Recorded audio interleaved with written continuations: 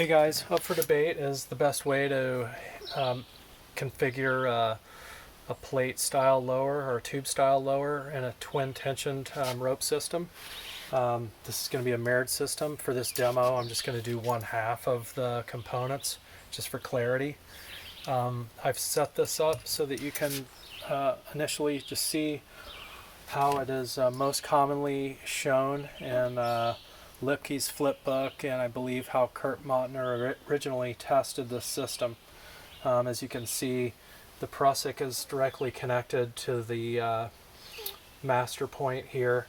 The ATC is extended out with a 2-foot runner, which is about right. I typically would want to use nylon or some higher melting point material. The idea here is that the operator redirects the rope through this strand and tends the prusik with the scissor method. I've used this a little bit and pretty quickly switched to another method I want to show you next. The concern I have with this is the brake strand here is taking, the prusik placement on the brake strand here takes quite a bit of force because it's in front of the redirect, so we're missing out on 180 degrees of friction here. We've also created some disincentive for that prusik to grip. There's a tunneling effect. We've seen it on hull systems where ropes run through pulleys. If there's a failure, it's conceivable, particularly with a stiff prusik, that the brake strand can run through and not be caught automatically by the prusik. Kind of a remote risk, but anyway, it's going to be completely eliminated with this other method. So let me just show you what I'm talking about here. What I would do is run my redirection,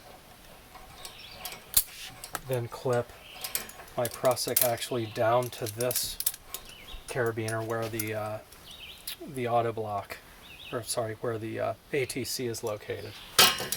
The advantage here is that now I can have my rope tailed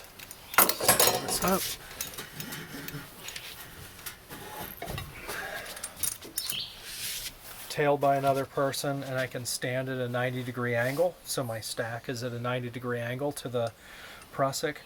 Tend this still with the scissor method, and this now prusik is now on the other side of a full 540 degrees of friction.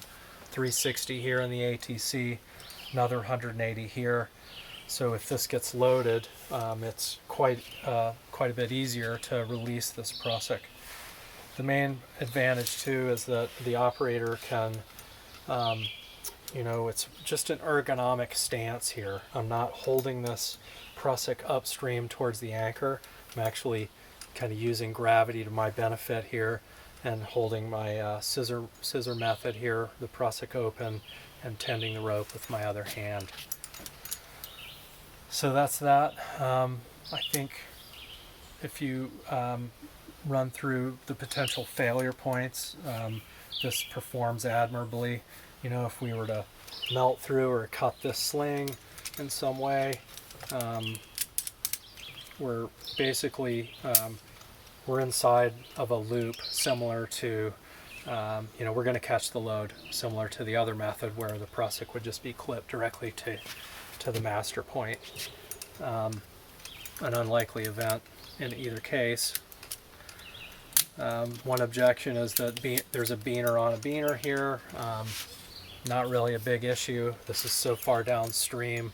There's not much load and not much going on in the interface between this carabiner and sling. So again, not much of a problem there.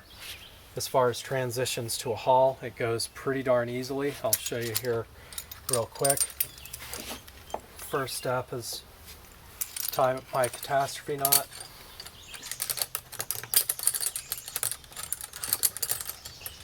I'm holding the load obviously with the other strand right now as I transition to a haul.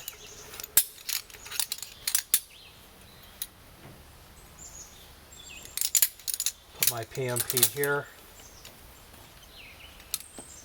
Now I can switch prusik locations quickly and easily to here. remove my redirect.